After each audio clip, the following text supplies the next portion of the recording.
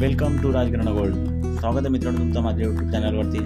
आज मी तुम्हाला गोल्डच्या काही डिझाईन दाखवणार आहे। त्या तुम्ही प्रॉपर आपण सिल्वरमध्ये जर बनवतो त्याच्यावरती गोल्ड फॉर्मिंग करतो 4 ग्राम 5 ग्राम 3 ग्राम, तर मग त्याची कॉस्टिंग किती ठरेल हे आज तुम्हाला मी सांगणार आहे। डिझाईन ह्या सर्व गोल्डच्याच आहेत आणि त्याची आपण सेम टू सेम सिल्वर बेसमध्ये आपण जेव्हा बनवतो तर त्याची कॉस्टिंग किती पडेल हे आज तुम्हाला या व्हिडिओमध्ये मी सांगणार आहे।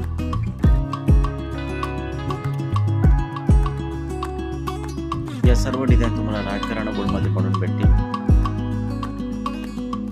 त्यांचा ॲड्रेस आणि कॉन्टॅक्ट नंबर मी डिस्क्रिप्शनमध्ये दिलेला आहे, तुम्ही जाऊन बघू शकता।